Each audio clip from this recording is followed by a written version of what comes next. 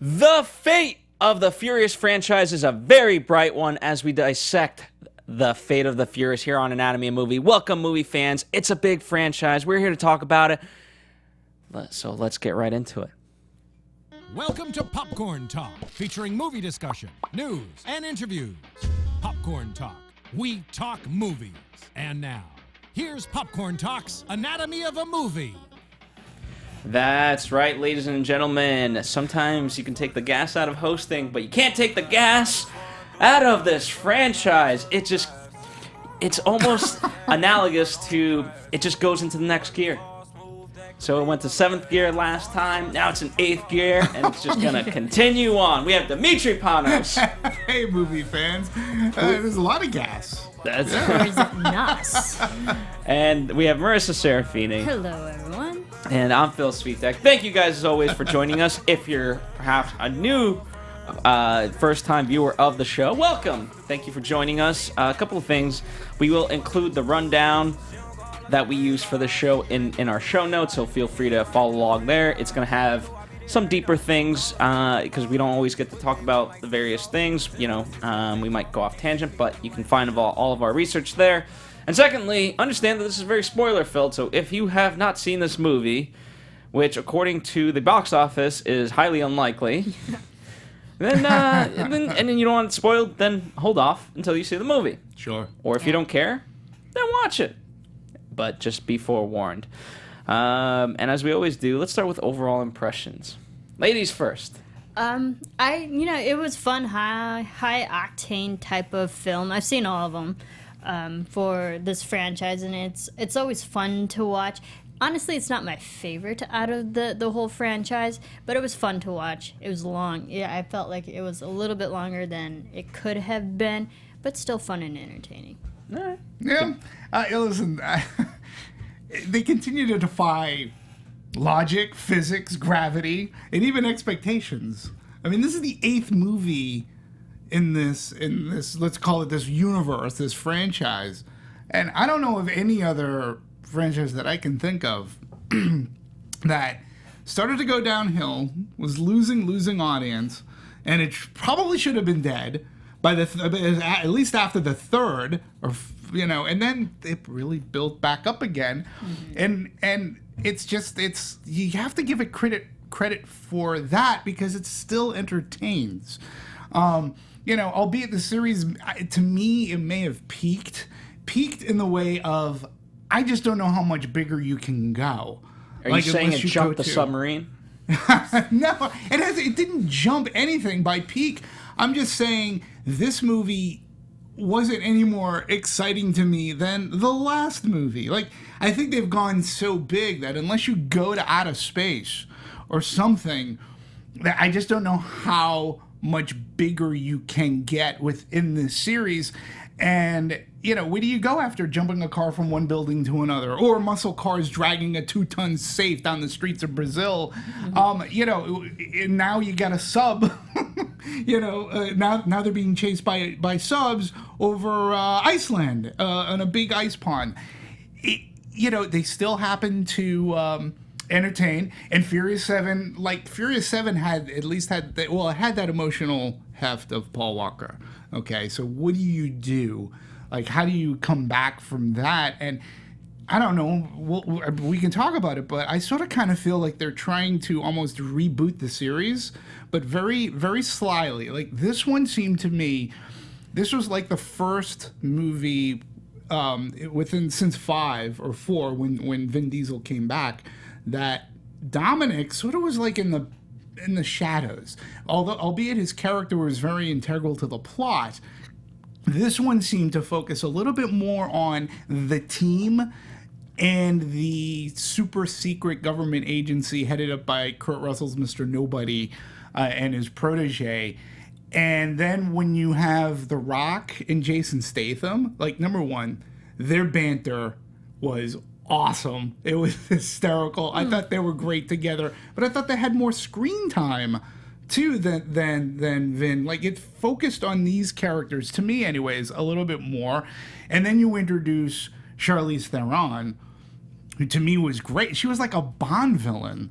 and she really, that villain raised the stakes. I felt like great. I thought she was great in the role. You know, and then this movie, it continues to deliver action. It's fun. My question is, where do you go from here? Like, where do you go from here? We'll certainly discuss that. So hold that question till the end, as they say. There you go. What did you think? I enjoyed this movie. I think a lot of those things, you know, in terms of they were handled well with the Paul Walker overall. I think they did it justice last time, and they've kept to that notion, which is nice to see. And you know what, the fact that they can still keep going and it entertains, and slowly but surely they're making the ridiculous be just acceptable. You know, it works in this universe. I think the only problem for me was the fact that there's certain bits of information that are so tied in with the other movies that I would venture to say I knew about 80% of all the small details, but then 20% of it I was like, okay, I'll just go with it. I'm sure they're there. I'm sure it makes sense or whatever, but I just didn't remember it. And I think as this continues, that could be a hindrance for them in a greater way, because especially, you know, I imagine now if someone, let's say you're not a fan of the franchise thus far, or perhaps just kind of got into it late, if you're trying to get on board with this franchise, you're going to have a hard time if you've not seen the earlier ones. Do you think so? Yeah. No way, with this movie in particular, there's no way that you don't think there were so many things that were so tied into the other stuff, and that's just above your head. You're like, what? I have no idea what the hell's going on. To me, this is a check your keys and brain in at the door. Like, it's so high, it's so filled with so much action that the plot is like whatever. Like, you will, the mere fact that you may not get all the minutia of various characters, to me, if because I was talking to somebody who had never seen one of these movies, and they go, "Would I get it?" And I'm like, "Yeah, I think you would." I'm like, it's almost like watching a Marvel movie at this point. Like, if you haven't seen every single Marvel movie up to, like, you know, the next Avengers coming out, it doesn't mean that you wouldn't enjoy the next Avengers movie. You may not dive as deep into it had you had seen them all, but there's so much Marvel out there. That's an undertaking. I've said that before. This thus far too is starting to become almost like that undertaking, but it's so, like, for me, this plot is just simple. She's a Bond villain who wants to control all this information, and she can control the world, and she can control every computer. I think that was almost the premise of GoldenEye. And then, you know, and then so everybody else is like, you know, the whole thing about family, it's so set up that, so when Dominic turns, oh, okay, I get it. He's going rogue. He's part of the team. He's going rogue. We got to hunt him down. We got to hunt her down. Jason Statham's here. The Rock's here. Okay, they're in previous movies, but, like, yeah, well, it's I mean, so focused on action. I think the thing is, fun. like, this one, the plot is easy, yes, but the character development, there really wasn't any. Like, no one really had arcs. Or so. You have to watch the earlier films just to understand who the characters are. And I can kind of get where you're saying, Phil. It's like, you may not fully understand what each character is doing and why they're doing this if you haven't seen the original. The plot, anyone can watch and understand. But the character development, no, not so much. I mean, you know, I'll say in this, like, I can't 100% say that someone who's never seen the movies, if they jump right into this one, that they wouldn't get it. I can't 100%. I'd be curious to know from you watching or listening. Comment below, and if this is your first foray into this franchise, what did you think of it? But I just also know, you know, there were, for me personally, moments where I was like, okay, I forget that, and it feels a little bit, I'm not as invested in this moment because I just don't have that connection. And secondly, do you remember what any of those were? Because now I'm here, because there were a couple of characters that sort of came in for 2 seconds. I was like, oh yeah, I remember them seeing in another movie, but I forget which one. You know, I forget Luke Shaw to a degree. I mean, I get what happened, and I know he was a big, that was a big thing, but I forget the full specifics. And secondly, like, his relationship with, is it Elena? Yeah. You know, because of what happened the last movie, I just kind of forgotten about any sort of Letty and Dom troubles. Well, there wasn't troubles. She had come back from the quote unquote got dead. her memories. So, Well, I would she'd say come that's back from the trouble. dead. Well, but it wasn't that they split up. No. Like, and I think the character you're talking about, Elena, I think she was in the one that took place in Brazil. I think she was the cop that they had. But at that point, Letty was dead to Dom. And to the crew, and I think it was attack. Jesus, I feel like I know these movies well too much because I think it was a button at the end of that movie. It was the end of 5 where we all realized that Letty is alive. That Letty is alive, and again, these aren't movies. Here's the thing: these aren't movies that I own, so I don't repeatedly watch these movies. When they show up on the HBOs of the world, I might tune in, but they're like, I have a good time while I'm watching them in the theater. I'll say, hey, yeah, it's a good time. But then after that, it's like, I'm on to the next whatever. Well, here's what I'm saying. I would love to have a reaction. There was one reaction in particular. As I watched the movie, some guy just literally screamed out, "No, Dom, don't do it!" And I feel like that's going to be hard to more and more to replicate that sort of emotion if you don't have that time. Like, he knew that franchise inside and out. I don't doubt it because he couldn't contain that emotion. He just had to say it. And he screamed. And it was amazing. I want that emotion. And I just feel it's going to be harder and harder to attain that. Well, I can kind of believe how that would happen because, every movie, there's always like one moment where Dom has his speech. It was like, family, family, family. We are a family. We are more than friends and brotherhood, blah, blah, blah. We're family. So, that is a tying, recurring theme throughout all these films. Since the first so when one. you see the movie and you see that moment when he turns his back, quote unquote, on the family, you're like, no, don't do it, Dom. I can understand that. Was it the kissing scene? Well, I'm trying to forget because I remember when it happened. We saw the movie together. I remember when it happened. I just forget. I remember hearing the guy because it was funny, but I forget if it was when Charlize Theron kissed him. It wasn't when it wasn't at the beginning. The wrecking ball scene. I forget exactly when. Yeah. But it was a great audience, by the way. It was. It absolutely was. Let's take it a step back, and then we'll hit some of these points in finer detail. In thinking back on it, it's interesting because based off all the research, they didn't quite know if they were doing a next installment, but from my recollection of it, there was no doubt that they were just based on the success of the 7th one that they would not return to this franchise. And Neil H., who's been a part of the franchise since the beginning, he's one of the main developers of this. He says, we were determined not to do it unless we could come up with an idea that's really worthy. And then Chris Morgan, the writer of this film, came up with the idea that Dom would go bad and turn against the team, and then the light bulb turned on, and they're like, yes, we have a movie. So. That's a very wrestling, like when someone goes heel. That's the term. Jesus. No, it is because I listen. At this point, you gotta borrow from just culture, media and culture in general. And I think they might have borrowed that from wrestling, especially when you have The Rock. You can, they can. Oh wow, okay, that makes sense. Have him go heel. He turns and it makes sense. Within this frame, it makes sense within this universe. And let's be honest, they created a universe because obviously the laws of physics, the laws of our physics, do not apply to the laws of the Fast and Furious universe physics, which is fine. It's gotten to a point where they've done it so well that you forgive it.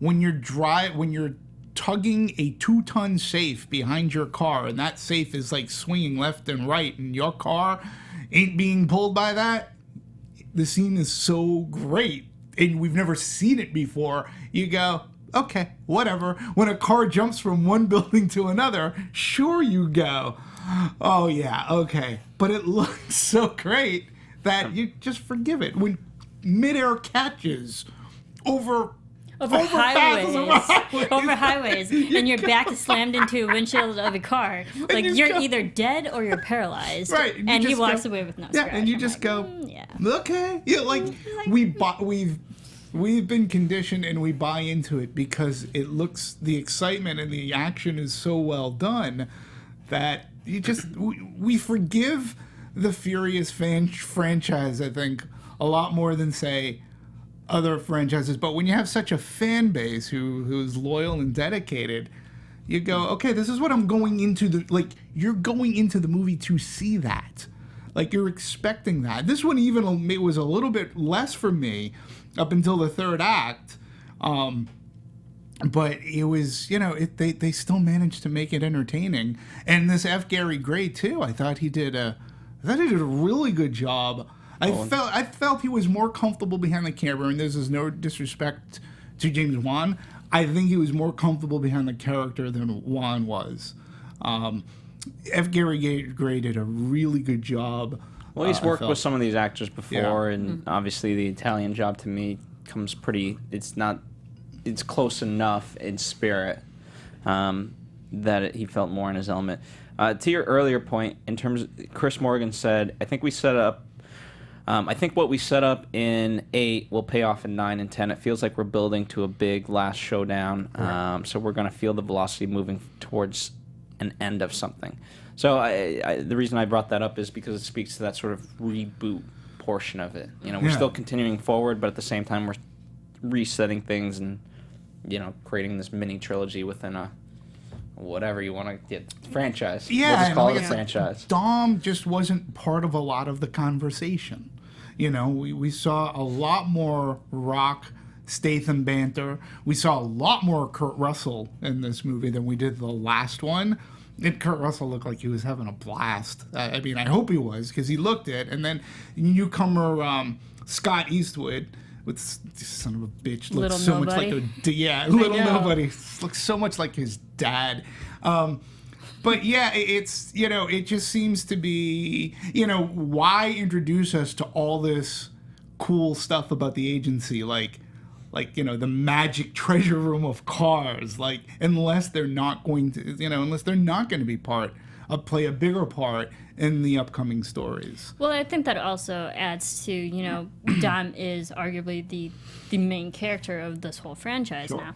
But the thing is that the previous movies, I think they did a good job of setting up the characters so we know who they are. The fact that when it comes to this movie, F8 now, that we could pretty much have a whole movie based on the entourage without the main character, and you can still have a fairly entertaining film. You take out the main stars, but the rest of the stars are strong enough to have their own film. Mm-hmm. Yeah. Yeah, I thought Tyrese in particular, he was phenomenal in this, and I always liked Ludacris. I always loved, I love Ludacris. Tyrese's character was. This movie annoyed me more than he did in Fast 8. Fast 7. Ludacris? No, Ludacris I really like. You're right, he's so chill. But he's, chill. I don't know. Tyrese Gibson's character was I don't know. He was on that thin line of almost went to annoyance in this go-round. Where up to 7, I was like, okay, it's funny, but it was almost like the joke's wearing thin for me. Fair enough. I did not have that same experience, so... That's all right. That's what we're here to talk about. All right. So, without further ado, let's start going into these story elements. I want to talk about the idea of family. We got an insight into Hobbs's family, which is interesting to see. But first and foremost, I want to talk about Dom because when the trailers came out, I thought Dom was sort of being brainwashed. And as the movie, and that was my preconceived notion going into it, and as the movie went on, from the Cuba scene, I got that Cipher had some stuff to blackmail Dom with. But even then, later on, he just felt like he was being mind controlled. In particular, that kiss between Cipher and him, for all intents and purposes, Dom never had to allow that to happen. Right. It just seemed, but the reason I went along with it in that moment was because I was like, oh, he really is brainwashed. Right. Watching that scene was actually very awkward as an audience member watching. It was like, nah, he's not reciprocating, and she's all controlling this situation. But it's interesting you think it was brainwashed, because I didn't really think brainwashed when I saw the trailers. I thought something has to be important enough for him to go turn his back against his family, quote unquote. And watching the relationship, and then when we soon find out about his family, X, Y, and Z, not to jump ahead, but it was more surprising to watch Dom still allow Cipher to do all these things to him emotionally, and he allowed her to get away with it. And I think that bothered me more so. Again, I just looked at it as Dom, something serious. She had to have had something serious over him to make him turn. But throughout the movies, Dom's character with his team always seemed to be, in a sense, always try to scheme one step ahead. And I had a feeling that he was working on something that he was, I just felt that he had a plan, Y next to his, ready to go, and maybe a Z after that. The kissing scene in particular is really funny because Charlize Theron described it, I think it was on the Ellen show, as it being, oh my God, I could have done it all day. I love that scene. And Vin Diesel was like, I don't know what she's talking about. Like, I wasn't doing anything. Like, she had her mouth all over my face, and my character, wasn't really giving in. If you watch the scene, and it was, as you said, she was in control of, the whole thing where he didn't reciprocate back. And I just think that it's really funny where Charlize was like, oh my God, for me, it was, the best. She's very much saying it's the opposite. Right. He had the best time of his life. You're right. Vin Diesel's saying that Charlize had the best time of her, and she's like, I don't know what he's talking about. Okay. It's not, if that's what he thinks a great kiss is for me from a man that just stands there, then no. It's just awkward strike that, to watch. reverse it. Yes. So I don't want to make Charlize to be out. Yeah. No. But she was, again, their casting is always on point. She was great. I'm like, why didn't the Broccolis ever think, maybe, it's a great Bond villain in this movie. And she was, ruthless, cold, she, beauty, smarts, and danger. And it was all in one, and she was great. I thought she was great. One of their better villains, if not the best villain going on. She was a foe that they really had to overcome. She raised the stakes. She did. And I certainly want to talk about her more, but in discovering that Dom has a son, how did you guys take that? Again, it's initially, if I had, listen, if we'll talk about plot holes, which is a whole other avenue. With this movie, I'm a lot more forgiving of plot holes, but this one was, for me, it just didn't feel right the way they set it up, and then sort of the reveal that the reason why he's going along with this is because of his son, which kind of makes sense. They did sort of sprinkle in some things when Letty in Cuba is like, hey, I saw you, looking at the father and son, and do you want to be a dad? And he's like, are you pregnant? And she's like, no, but would you want to be? Yeah. So I got they were layering those seeds, but it was an interesting. It was just an interesting MacGuffin that's what we sort of got out of this, and that was the motive behind this, because he was just so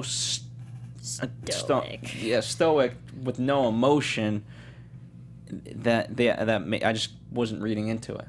I was kind of conflicted with this type of storyline. I understand it's serious enough for Dom to turn his back on now that he has his own biological family that we never knew of. My problem is, as an audience member who were being introduced to the son and the quote-unquote girlfriend at the time, who we never really saw, so we didn't have enough screen time to actually bond with his character and attach and maybe get that emotional connection to her, that when her death came upon, I didn't feel bad, it sucks, but I didn't know her character enough to actually have that emotional impact.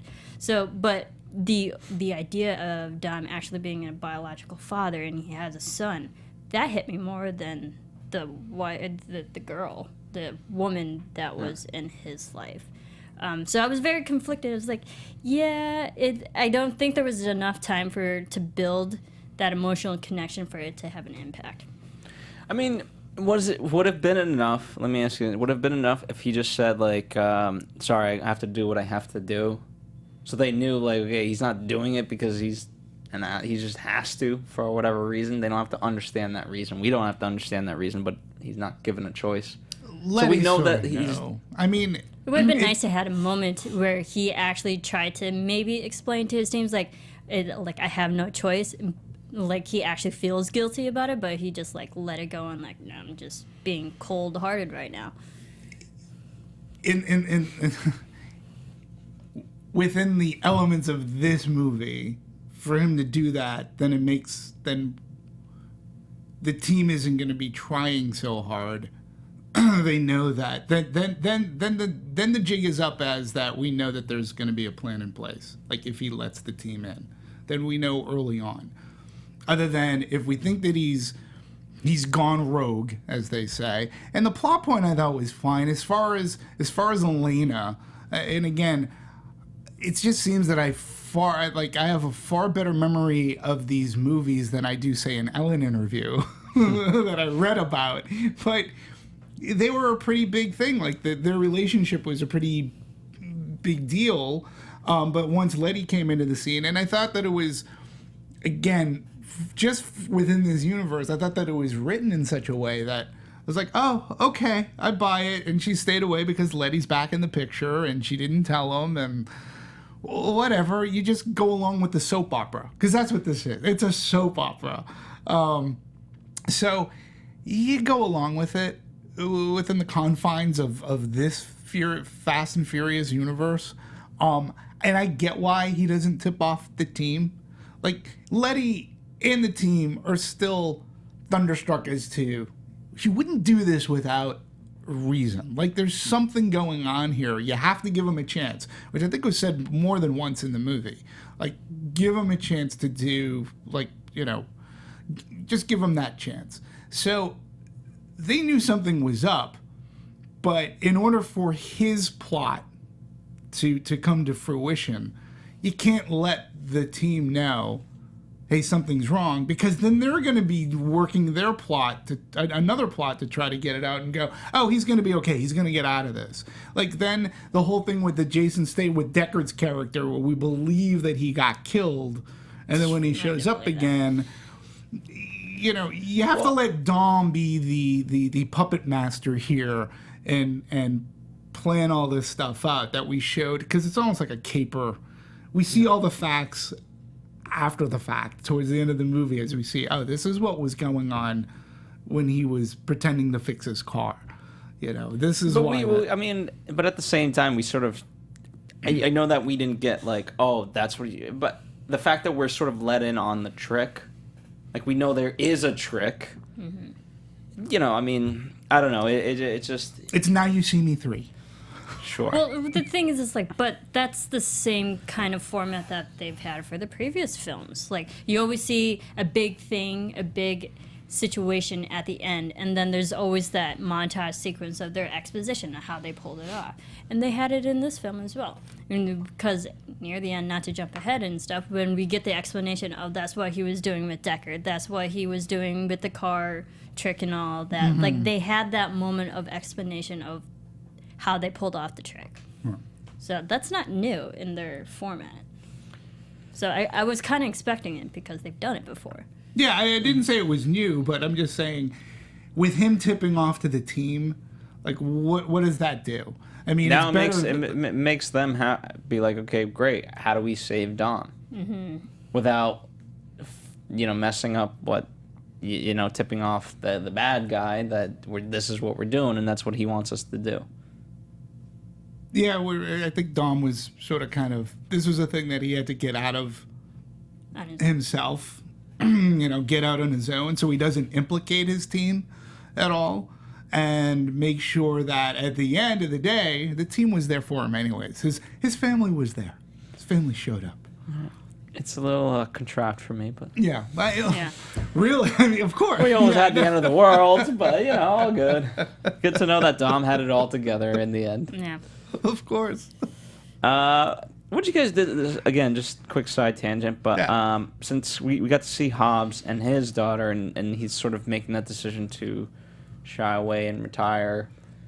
I think that kind interesting. of parallels with the whole family aspect. I mean, it's not just Dom and his family. It's like everyone, have their own families too. And like, what's more important at the end of the day? I think is just family. I did love the opening beginning dance sequence that he had his daughter scare the soccer team. That was hysterical. It wasn't needed, but it was hysterical. I think that was just more screen time for the comedic side of The Rock. I don't think it was needed, but it was funny. It was good to see the girl. It was, what I mean? It was good to see that. The girl's more screen time. Yeah. Sure. And it also showed the importance of it. I mean, I love when nobody comes over there and The Rock's just like, if you don't cheer for my girls, whatever their team name was, I will bash your head in, or whatever he said. Mm-hmm. So I enjoyed that part of it very much. And we at least get for Hobbs' character, we at least get to see a little bit more of his background, and he tries to be involved in his family life, particularly his daughters. We got a lot of, if you think about it, we got a lot of different families in this movie. We had Deckard's family, we had Hobbs' family, let alone Dom's family.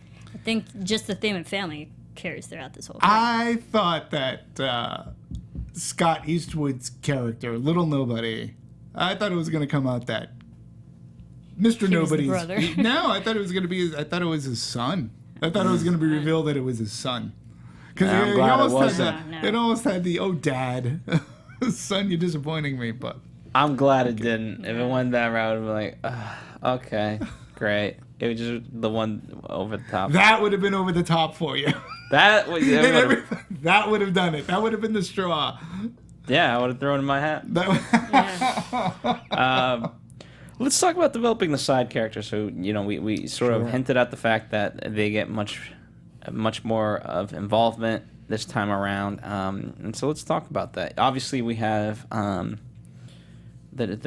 girl from last time around that created God's Eye. Mm-hmm. Yeah, I liked her. Which Yeah, she's becomes really good. insignificant. You're right. Like, okay, it's insignificant. I mean, she was the, We spent a whole movie about it. last film, they really developed her character, but this one, again, she was the side character who she had her moment where she helped figure out how to track down Cipher, and that was about it. Maybe she was just the pretty face amongst all of them. I liked her. I thought she was, again, she did her part, I felt, to an extent, and I really thought that she worked really good with Ludacris. Ludacris. I thought that they were the couple. They were the couple, not. She's not going with Tyrese's character. Oh, she's not going with anyone right now because they can't remember her last name. I was trying to think what her last name was. The fact that two guys are fawning over her, and I'm just now you just degraded her to a hot piece of ass that you're just fighting over. I'm like, come on, she's smart, you guys. Why be that person where it's okay, who would she end up with? It's she was Ramsey. Why did it just come back to no? I just want her. She's so much more than that. I was more upset at that. I was like, no, she's smart. Use her. Yeah, but she took it back. She's like, you don't know my last name, so... No, she took it back, and she said, yeah, I like both of you, but if one of you can tell me what my last name is... And I'm wondering if they ever dropped that. Ramsey. Yeah, maybe Ramsey is her last name. Well, that was just her name. But I'm just wondering, if it was mentioned in the last movie. It was like, if this is a quiz, I am not passing... I wouldn't pass that either. Yeah. Or maybe Ramsey's isn't even her real name either, because we know in the last film they had to track her down too, so it could be just a different name. I just liked how the character still had something to do, and she did help out, and she came up with some good ideas, and she hacked into when they got to Iceland. Yeah, I mean that was an integral part. We had two things going on at once. Yeah, we had so many things going on, and she played up an integral part, and they set up that those two guys liked her, and she sort of got it. But I still think that the Ramsey character, Natalie Emmanuel, I think she had something to do. She wasn't necessarily just there for her good looks. I felt. What do you guys think, speaking of Scott Eastwood, little nobody, what was his sort of purpose? I mean, some people, I've read online, like, it's a way to fill that Paul Walker role, but it's not, because Paul was always a leader. Right. This guy is anything but. I think it was interesting. I was having difficulty, me personally, watching him because he looked so much like a younger version of Paul Walker. I'm like, I thought that he could be a quote-unquote replacement. But the thing is, his character, how they build him up, literally by the book, which we know the whole team is not. So I think they just had him as the foil for everybody else because he's so strict and so new. When these guys have been around for so long, you're like, no, you're not going to fit in because you either get on board or you just get out. And I thought it was funny to have that contrast for someone so young and so green and so by the book. Yeah, for me, he was like the comedic. He was like, he was the comedic foil to them. I do disagree on the point. To me, he just looks like his dad in his dad's younger years. I mean, he's got the steely eyes of Clint Eastwood. It's just crazy, and it's like nobody should have to it's just you got everything. You look like your dad did when he was young, and people considered him to be a very handsome man. And I'm like, that just sucks. He won the sperm lottery, for crying out loud. And it's like, and now he's acting, and his movies are getting bigger and bigger. Now he's part of this franchise, and he wasn't hateable. I didn't hate him. He was sort of funny. He sort of lent his way. And at the end of the day, Mr. Nobody's like, you're learning. You're finally learning something. Yeah, I like how his character came around because you knew it was going to build up to that point. Like, nah, he has to have a moment. Yeah.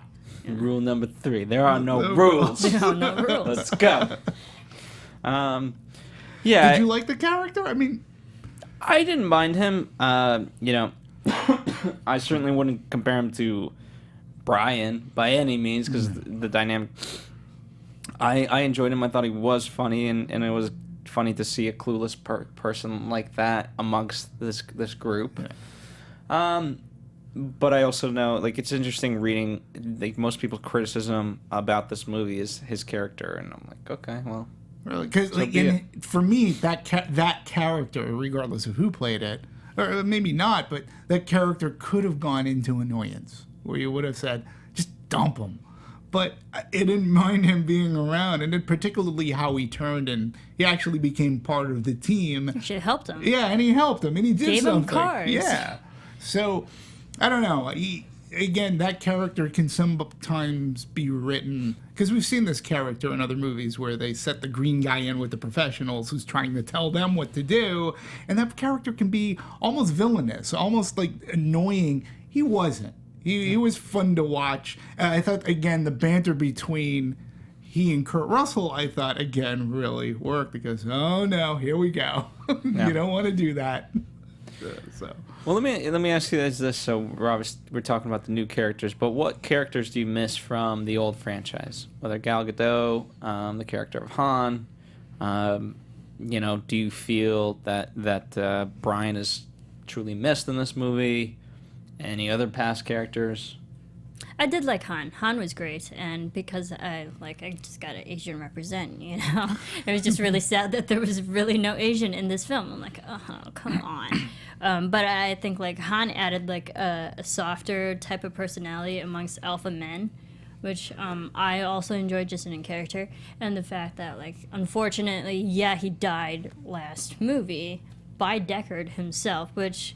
And that the whole fast turn, do we like Deckard? Because he is still a murderer, if you think about it. I missed Han. He was, I missed him. Demetri?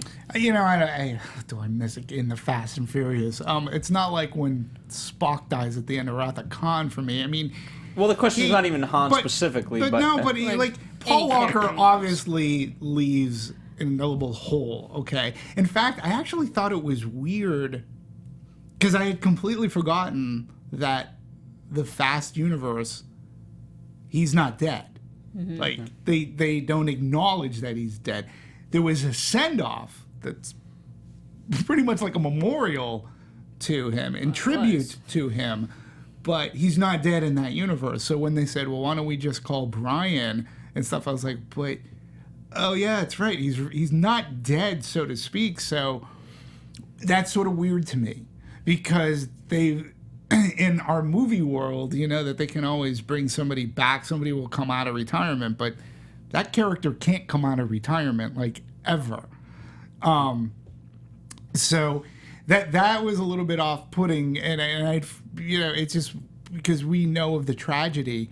But you also realize, man, he actually, Paul Walker in that character of Brian, but Paul Walker himself, along with Vin Diesel, they really had a great chemistry together. Like, the two of them really pushed these movies forward. And for me, it was like, I see what they're doing and I get it, and they did a really good job. But it makes you realize that Paul Walker's presence in these movies was very integral. Yeah, I mean, like, I can believe that, because in the earlier films, you always had Dom and Brian, like, butt heads a lot. And, you know, you had that dynamic, but at the end of the day, they could come to that mutual agreement and respect for each other. And because we didn't really get it between those two characters in this film, I think they kind of moved that over to Deckard and Hobbs. Like, you had that butting heads perspective, and they moved it to those two characters instead of the main two that we're used to. But too, with the Paul Walker character, with Brian, Dom and Brian, as the movies and the stories progressed, they became family. They became really good friends. You know, Brian's character flipped to the other side of the law, and it just made me realize, it's like, wow, they really built up a good bromance, let's call it. But they were brothers, and to an extent, you know, Vin Diesel, when he's doing his press tour, he always says, "This is for our brother, my brother." Like, he always talks to Paul Walker as him being his brother in this whole franchise. And it was just like, yeah, he really was so integral that this movie had not been done right. Like, it could have harmed the movie. They took great pains in trying to perpetuate plot and story, and let's have this move forward. Let's do something different. We know that Paul Walker is not with us other than memory and heart. And I think they did a good job at that. But when I was thinking about it, I was like, wow, Brian was really integral to these plots and stories. And it was relationship-wise, I felt. So I would have to go with him. Like, you know. Well, yeah, I mean, I appreciate it, while jarring initially to see, because I think it's Letty that says, like, no, we can't call Brian. Right. While jarring initially, it was, I thought, a good reminder of that, yes. You know, he's... And in some sense, you could look at the symbolism of, like, you know, we can't go to him, but he's not forgotten. Right. Type of thing. And then, of course, the end, the name of the baby. Yeah. You know, so... now, Gal Gadot's character, she was the one, I believe, that died at the end of 6. She died, I think she died in the plane explosion. She was in 6, yeah. Right. And I think... And she had a relationship with... Han, no? Right? Maybe. It was either Han or Ludacris at that point. She had a relationship with someone at the team, and she died on that plane, you know, the longest runway of the world. But she was a good character. And actually, too, in that movie, when she died, you're like, huh, okay, that was bold. She's not coming back. But I forget if it was Han. She had a relationship with somebody, but... I mean, Han was certainly eyeing her for a long time. Yeah. I forget the full specifics. It might have been them, too. Yeah. Speaking of Han, you know, going back to that, because Marisa, you had made mention of it, the fact that Deckard killed him, and then, you know, I think the movie's very strategic in the words that it chooses in describing the crimes of Deckard, even in jail. It makes that to be like he's misunderstood, if you will. Like, he did all these things, but he did it for country, you know what I mean? As opposed to, like, you forget the fact that he killed Han. Mm-hmm. He Right. killed our family, and now we're letting him into the family. Yeah. And there's what's interesting to me. I don't know if you guys had a chance to read a couple of these articles. There's a lot of interesting articles out there about this and how the producers and even Vin Diesel, who is one of the producers, are sort of disputing why it's not insensitive. But regardless of their reasons, because as much as they may say that, ultimately at this point, when you make a piece of art, it's for the fans to interpret. Right. Where do you guys land on that? Well, I'm hearing that Han's coming back. They're going to be showcasing him in one way, shape, or form. And Mike, if I were to theorize about Fast and the Furious, I can't believe that I'm like theorizing of various universal Fast and the Furious timeline strings, but there may be more to Jason Statham and having to kill Han that we may not know about, because I have heard that the Han character is going to make his way back into one of these next films. I mean, if they could kill Letty and bring her back, they could kill Han and bring him back. Well, I'm not saying that he's coming back from the dead. They may do something in flashback to flesh out Deckard's character more, because Deckard felt like this is the movie where he said, "You don't know what I had to do." And he seemed to be under the thumb of this Cipher woman, much like Dom was in this movie, but he just couldn't come up with that plan like Dom did. He's just not as smart as Dom. Who could be? Oh, he didn't have a family. He didn't have a family. Well, he did, but she. Well, it was two families coming together to beat out Cipher. That's true. So, what about you, Marisa? Well, you're the one who brought it up, so I want to get your opinion. Well, I mean, I like Han, but the thing is, they're building up all the other alpha males. It's okay if we didn't have Han. So, yeah, I miss him, but I don't think he is essentially like he's not like a big enough character to like have a whole film surrounded by. Yeah, he'd add his 2 cents and that would be it. I don't think his character is big enough to like move any plot forward. Well, even what about the insensitivity of just getting rid of him? Or meaning letting Deckard into our family. Well, I think it was like, it was interesting the strategic way of getting Deckard on our side. Again, we had that big fight and butting heads with Hobbs and stuff. But I think the plane sequence, which we'll talk about when he's fighting with the baby, he had a comedic side, which was arguably kind of a likable side for an audience to enjoy this character to watch. And he is a stronger character than Hans is, and he is enjoyable to watch despite the fact he is a villain, turned quote-unquote good. But you do have to remember, like, the way he killed Hans sucked. Yeah. Now, I mean, they're obviously taking great pains and making him look a little sympathetic.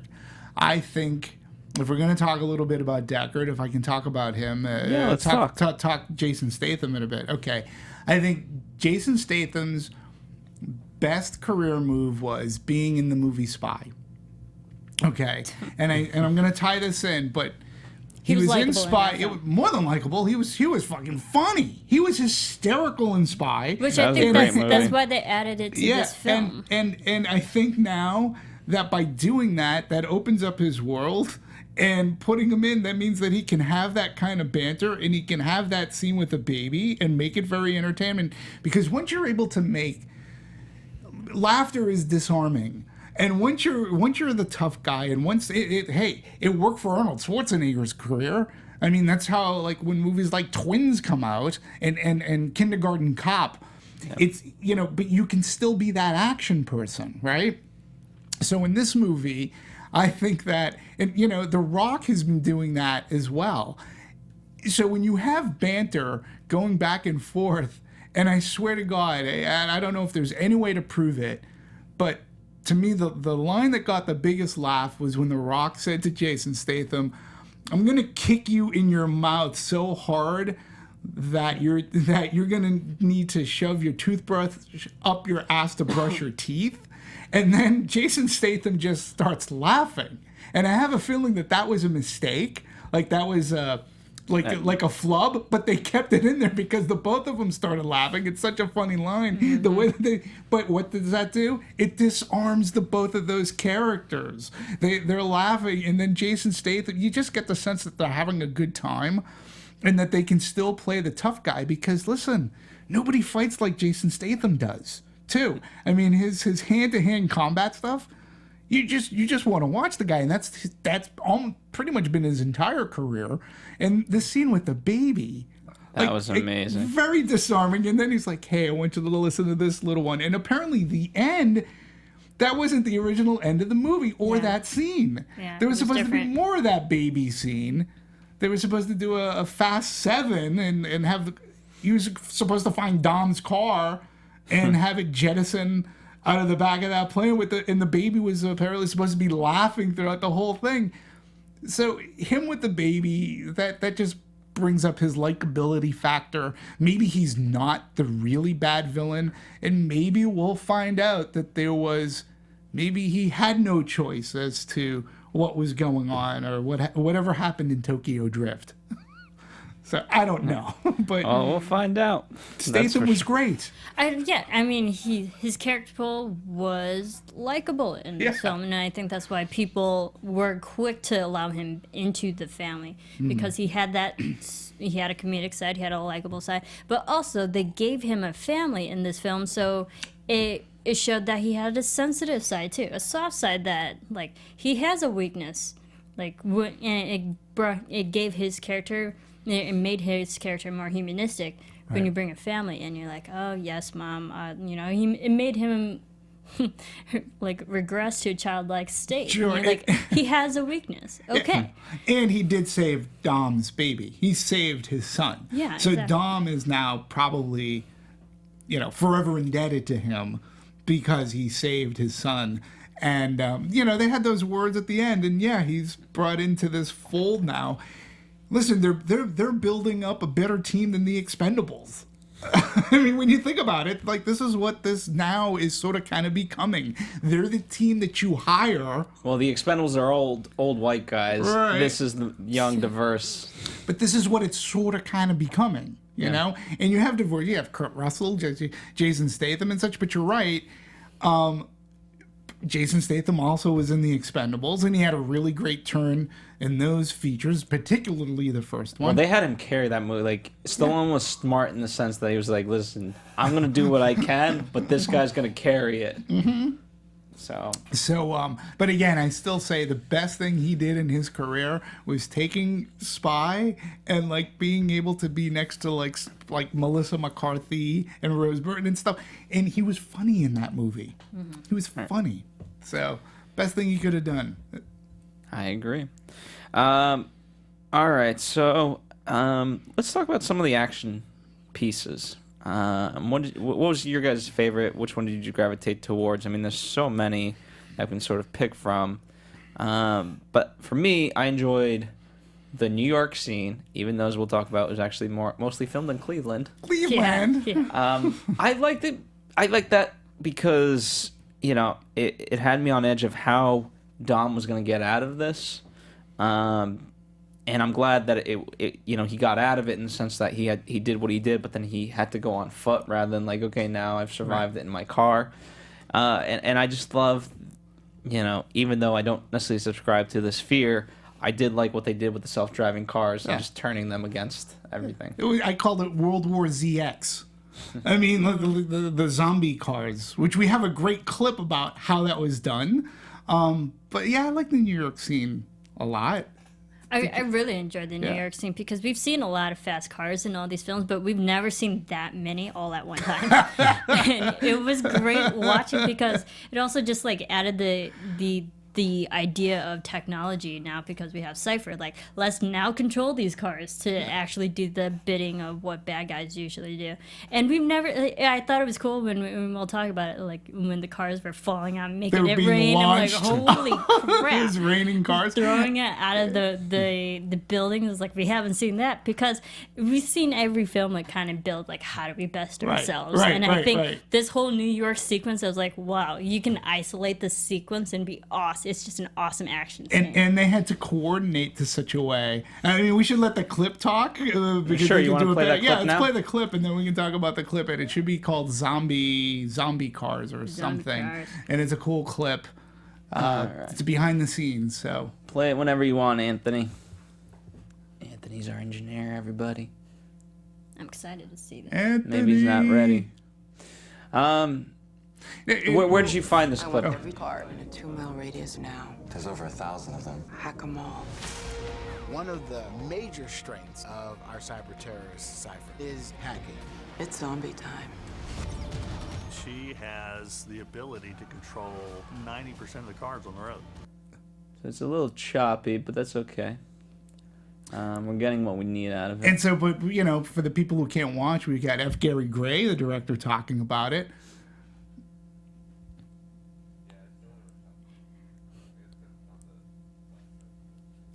You didn't copy it You over. put it into the TriCaster. We're doing behind the scenes of Anatomy of a Movie for behind the scenes of a movie. All right. Well, hopefully try to get it figured out, and then we'll Try to figure it out. But one of the things that they had to actually do is when they were launching real cars Yes, they were. from buildings, okay, and they had to do it. I mean, there's physics involved because they had to trap a limousine. And they had to like encircle the limousine with wrecked cars. And so they had to figure out like launching and how to do this and figure out the weight of these cars. And a lot of it was practical effect. F. Gary Gray wanted to use practical effects. So a lot of them are real cars to an extent, like, or their chassis may have been modified in one way, shape, or form. But a lot of what you're seeing are cars like crashing into each other, flying around a corner, and stuff. And the way that it was directed and edited, pretty amazing when you think about it. You know? I mean, I just imagine that they watched Jumanji with the stampede of all those animals, and we're like, let's do that with cars. See, and I was thinking like World War Z.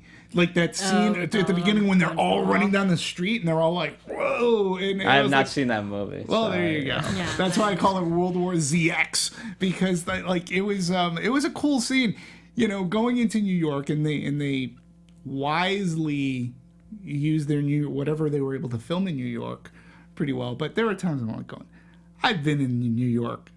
Those streets are never that and there's Wide. always traffic.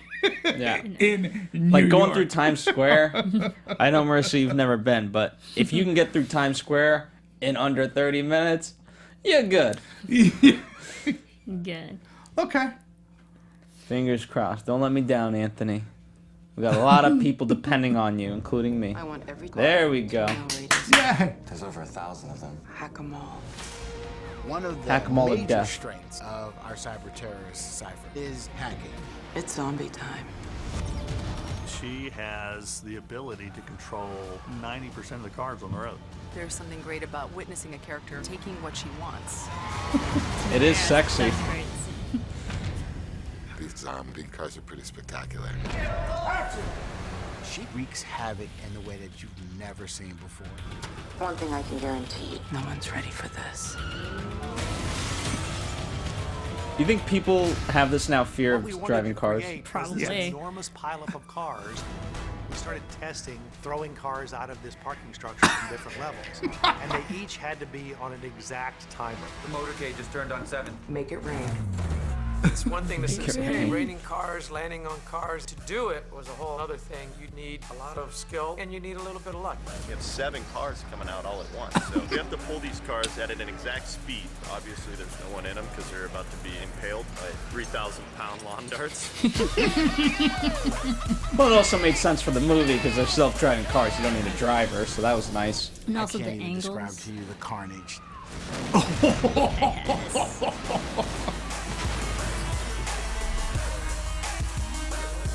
So there you go. Awesome. That was cool. Just a little insight into it. I like what do they call it? 2 tons of lawn dart or something. I like the cars being referred to as lawn darts. But it's a great scene. I think it's interesting because, like, I don't do math, but like the mechanics of actually pulling that off to have 7 cars at the same at time, like perfectly timed at different angles, different speeds, and at different heights. Like, there was a lot of physics in, just pulling it off, and I think they did it well to perfectly entrap a limo. Right. Well, I think that speaks to your point. I'll backtrack and then I'll get to where I'm going with this. But a lot of people, when polled, and this is critics and fans and the like will say Fast Five is their favorite within the series, including this one. Reason because even though it's sort of out there in terms of the physics, it feels more grounded. And you had made the point that this one, up until the third act, feels relatively grounded in terms of its physics. And, when you're pulling it off and you're able to do it practically, then that obviously makes the physics work. yeah.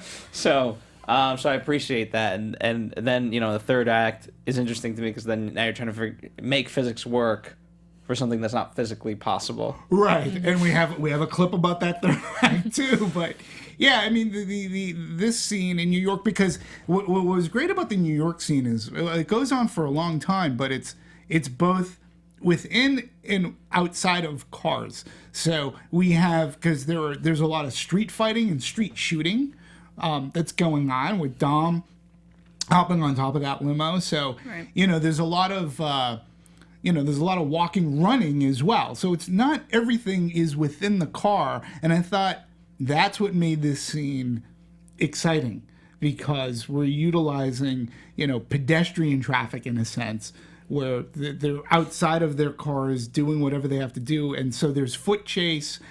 And then there's the car is just going crazy, And it did make me, but it made me wonder, were all of those cars supposed to be the quote-unquote driverless cars, or were they just hacked to a point?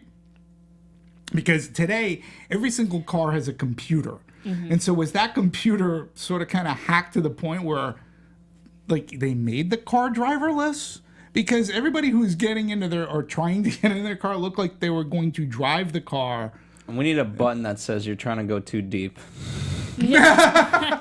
There's something along those. I don't, what I mean? I just wonder. I get what you're saying, but I have seen it in other television shows and movies where that they have hacked cars that have enough technology that is hackable. Yeah.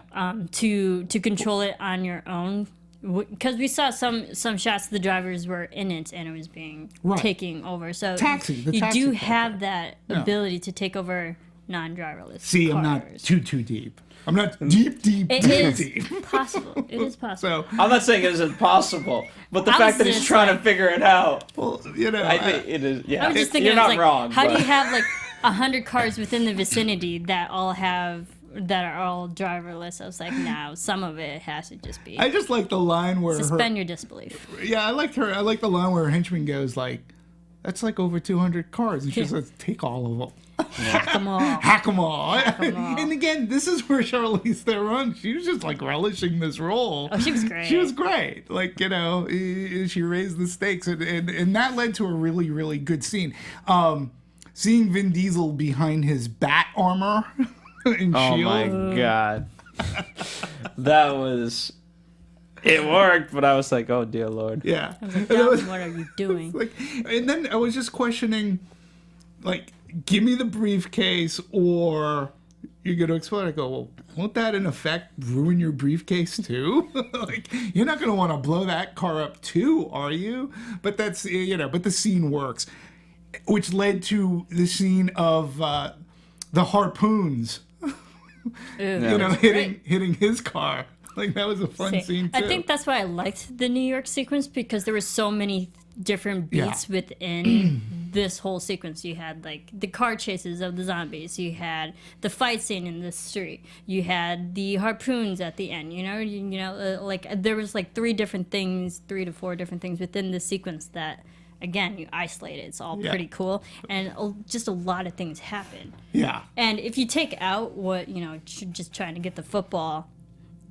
I think the action was big enough that it could have been the finale end sequence to end a film. Yeah. I was like, that was big enough. How do you top that? And then, of course, they had the submarine. To that point, I think you're pretty right enough. This is where you're going with it. But in terms of Iceland, I think it has those various beats. However, just by the sheer nature that all we're on is ice, there's no visual distinction of like, oh, we're somewhere different or we're doing something different. It's just a vast plain of ice, and it's ongoing until 10 miles. Well, and you do know that New York was actually, it was embedded within the Fast and Furious DNA because it started actually with a 1998 Vibe magazine article entitled Racer X. And for those of you, Racer X, the brother of Speed Racer, but I don't think that had anything to do with this article, but it just mindless movie and cartoon trivia, which chronicled a street racer in the city's underground scene. Who knew that New York, I mean, out here in Los Angeles, there's a lot of street racing. New York, that might be a little bit harder. And that's when Neil Moritz snapped up the rights and got to work on reworking the premise in Los Angeles, setting the wheels in motion for the Fast and the Furious. So it's almost like things come full circle, even though a lot of it was filmed in Cleveland. Well, to that point, we'll talk about the submarine action scene. But Anthony, if you will, bring up that picture. And this is originally from Forbes, and it's the Stats and the Furious or something like that is what the name of the article is. And it shows the differentiation of action versus racing. And where it started off, the first movies were a lot more about racing, and the action was smaller. Ever since, we've sort of completely switched, and the only racing that happens is really in Cuba, right? And then we ain't racing at all. No, not at all, not at all. Well, I think that's also. I mean, I think it's smart on the franchise to kind of switch the genre because I think action, you can have so many more different action sequences that appeal to a wider demographic who would enjoy it, like girls, guys. A lot of people enjoy just action in general. When it comes to racing, that can get repetitive in some ways, and like there's a certain format and formula. When you watch it, like maybe only a certain demographic can like racing. There is a little bit of action, but it's just racing. But when you throw in fighting, when you throw in car chases and stuff, I think that just broadens the range of who would like this film. And I think too, it's upping the universe because it's really interesting when you look at movies like Fast and Furious, which I think which was the fourth one, which brings Vin Diesel back with Paul Walker. Then the movies became about great stunt work because I think one of the set pieces in that movie is they were hijacking, I don't know, it looked like a really long tanker truck kind of thing. And those were practical sets. Those are practical stunts. And it was, wow. Like, holy cow. And then, I forget if it was 4, but I think it was 5, too, that also, you'll forgive me, but it was in the trailer for it. But there was a hijack scene, and it could have been 4, and it ends with Dom and Brian going off a cliff in the car. Into the water? That's 5. Okay. And that scene was preceded by a very heavy action stunt scene. It was on a train. Yeah, they were busting cars from the train. They were busting cars from the train. And again, that was stunt work. That wasn't so much CG. It wasn't until dragging us safe through Brazil that when we're like really anteing up the action that a lot of CG starts to come into play. But they went from great stunt work, great stunt driving, great stunt work, people hanging from trains or tankers, pretty cool and exciting when you do that. And then they just had to go bigger and bigger, and that's when a little more CG comes in. But as this New York clip that we showed you, like again, going back to a little bit more practical. Another scene that was practical too, great scene, it pretty much opened up our movie after Cuba, was the wrecking ball scene. That was a fun scene in Berlin. Yeah, and we have a minute and a half behind the scenes on that, and how that was actually come together using a wrecking ball and cars. Well, that's why Anthony, you're not going to let me down. This one's not going to skip, right? All right, he says it's good. He says it's good. He's guaranteed me. So let's go ahead and play it. Here we go, ladies and gentlemen. This is Berlin. We have visual, but no audio. We're halfway there. All right. Well, It's not really gonna quite help just seeing it. There we go. Yeah. Phase 2. Phase 2? What's phase 2? The wrecking ball sequence, just the idea of how it sounds was really cool to us. I even read it on the page. I'm like, how do you get a wrecking ball to smash through a bunch of cars like this? You dream it, the best crew on the earth, they'll make it happen. First thing we did was build the steel ball. We built the entire thing out of 1-inch steel plate. Came in at 32,000 pounds. The team Jesus. doesn't count. It's 3, 2, 1, split. Bounds away. Feel the weight of this huge, enormous ball going by you. Holy shit! There was nothing left of these cars. When they hit, you got the ball going 40, you got the cars going 40, and the ball wins. Ball wins. Throws cars in the air, parts, wheels, everything else. It is definitely par for the course for Fast and Furious. That's how we do it. I love the little touch of the smiley face on the wrecking ball. Yeah. That's what makes it That's great. That's what made it fun. Yeah. So again, they used more practical effects, and you can sort of sense the tangibility of it all. Yeah. And that's why I said for me, at least the first 3/4 of the first half of the movie, they seem to be playing with the world of physics. You have a wrecking ball going at 40 and cars going 40. Yeah, the wrecking ball wins. Well, I think it's also, that Have a nice added day. fact that, again, it's just another big stunt that they have up their sleeve. Like every movie, they're like, they have a tank. What do we have? And we're like, we don't have we have this. Right. And then this was like, we have a wrecking ball, you guys. Yeah. Before I want to hold off on talking about the submarine just yet. Let's head somewhere completely different. Let's go to Cuba. Mm-hmm. Let's talk about Cuba. A lot of stuff had to go into to make this happen. Oh my God. Yeah, who knew? I could have told you. I could have told you went from to the get-go. Cuba. Going to Cuba is going to be a pain in the ass. And it was a pain in the ass. It was. I'm Who knew amazed how that much they. of a pain in the ass? Yeah, I'm amazed that they went through the pains to do it. To be quite honest. I'm amazed at that, and whether or not you want to look at it this way, they created history. Yeah. Mm-hmm. It just is what it is, and no one can claim that history. Because Cuba's very different, and the culture is very different, and obviously they've shot in exotic places before. I don't take away from that, but just not. Yeah, I don't know the full political relations, so I can't dive too deep into it, nor will I. Even if I did, it's not easy. It's a very complicated situation. Well, in terms of what it is. Well, we could try to break it down. Number one, no American production until this had ever been filmed in Cuba, period. So many visits there. And then the studio executives and filmmakers had to sit down with top members of President Raul Castro's government to give them an overview of what's going on. The officials weren't familiar with the franchise, believe it or not. The Cuban officials weren't, so the group returned to the U.S. to await a verdict.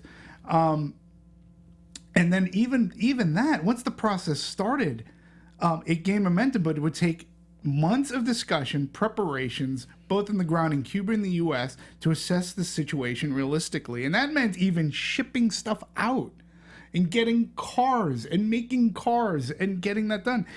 The first of 200 U.S. film crew would arrive in the country almost 4 months prior to actual filming. Because that's the thing, you're not just shooting a small scene, you're shooting a humongous scene. Like, I know it gets lost in terms of the movie because of so much other set pieces later on down the line, but it's pretty big. Yeah. In terms of what happens. Yeah. Well, it's a big race, the Cuban Mile, using, the cars that they did. And you said it's the only race in the film. Visually, it was great. No. And again, when you talk about like many pieces of the puzzle, you had the motorcycle, like you had the guard stopping traffic, ahead of these two guys. You had car fire, you had skidding, you had driving backwards while your car is on fire. Well, I'll tell you, I mean, not that this would necessarily, I'm sure it would be a concern in the U.S. just the same, but Cuba is very particular about its history as well, right? So you got to be mindful of the buildings. There's no, like, accidental wreckage. Like, you can't. It's all very historic. This is coming, by the way, from someone who's actually been to Cuba. So, and you know what? They chose great locations. Havana is not that big a city, but the believe it or not, you can literally walk through the entire city in one day. Right. But in terms of the way they filmed it, the streets that they chose, they were all visually very stunning. And I'm kind of curious because when I was there, they were filming moments for a movie, and I didn't look too deeply. I would have been curious to see if they were shooting any sort of pickups for this. Yeah.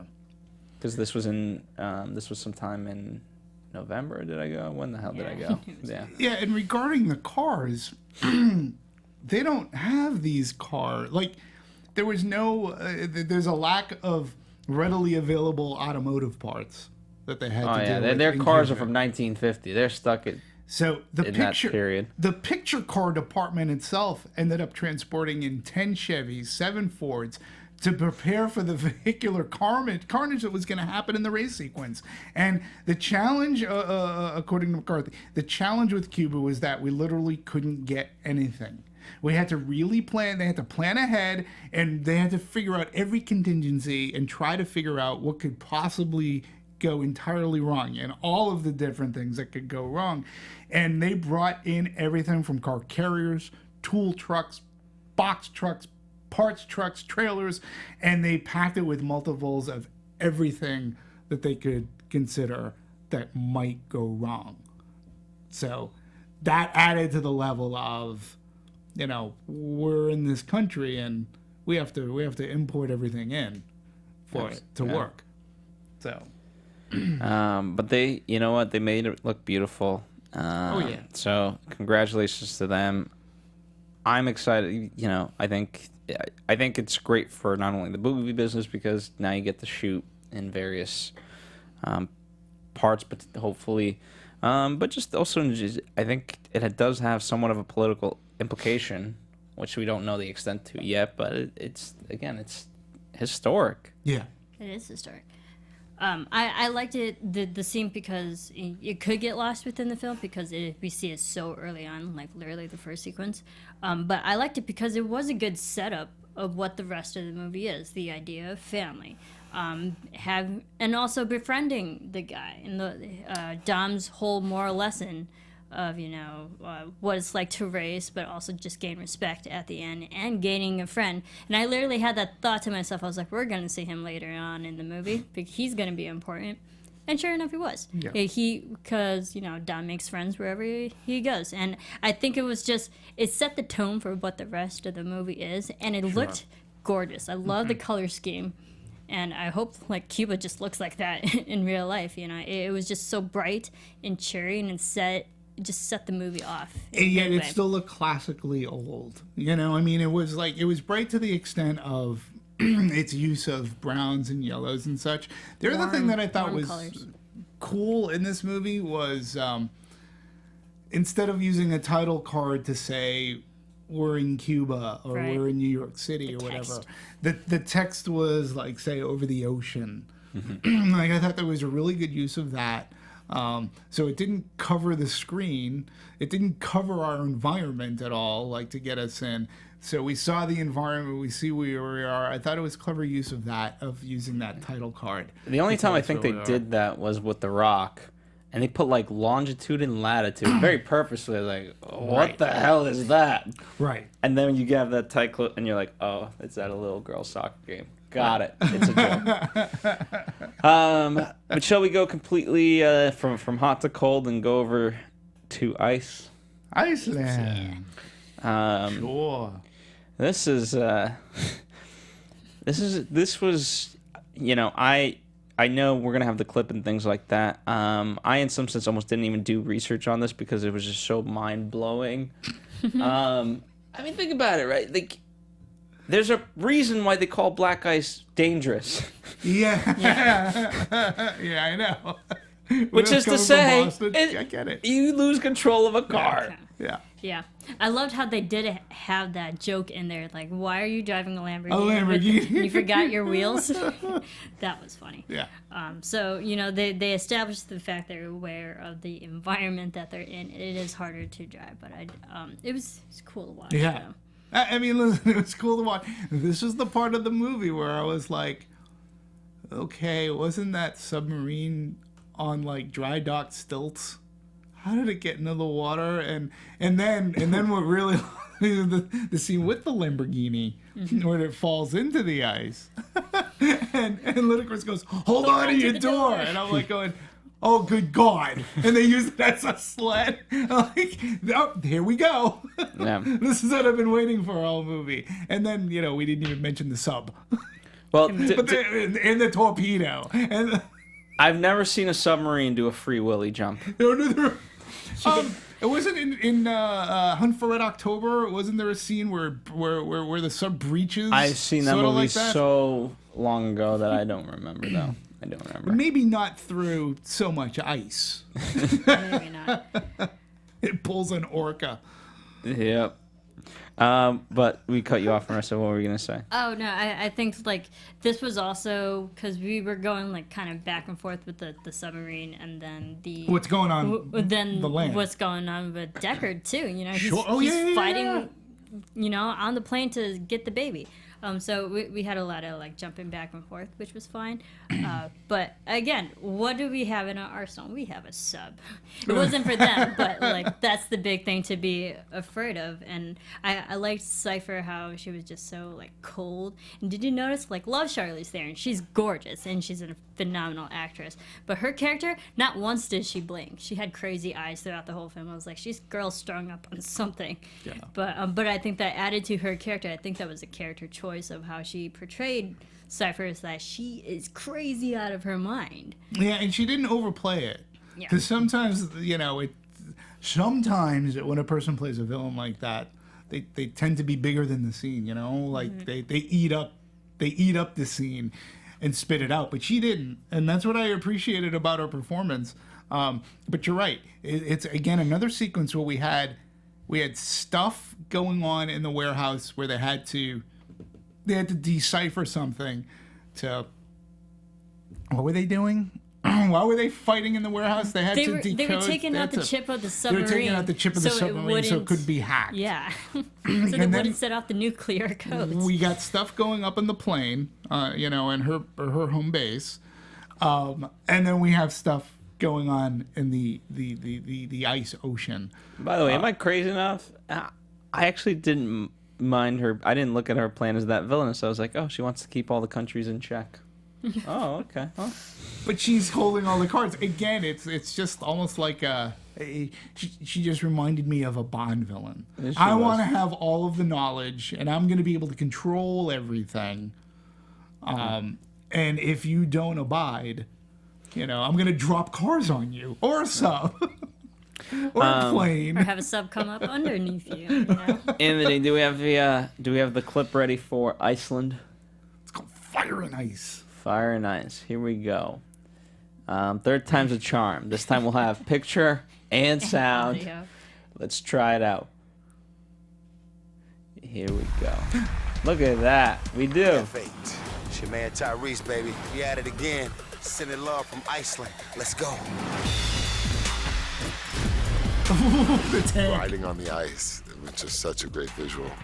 We shot the whole thing on a real frozen lake. It was a perfect element to see all the snow and the fire. We had explosions galore on the ice. I'm not done big explosions, but You gotta be worried about like that cracking the ice in some way. Fire and Ice. I wanted to give the audience something they've never seen before.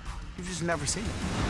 He's right. The number of cars we were allowed to have on the ice when we first started was 10 total cars at one time. By the second week, we had 28 to 30 cars out there. Every day, you have to have Pushing the safety limit. people drilling into the ice to see how thick and what parts you can shoot. We had snowmobiles out there. We had armored personnel carriers. A Lamborghini, a tank, Hobbs vehicle. It's pretty amazing. Why are they shooting at me? I don't know. I love the expression of their cars because it really told you an insight into them. Right. Other than the sub, everything is real. That's the thing that makes Fast and Furious so special. But nothing beats the real thing.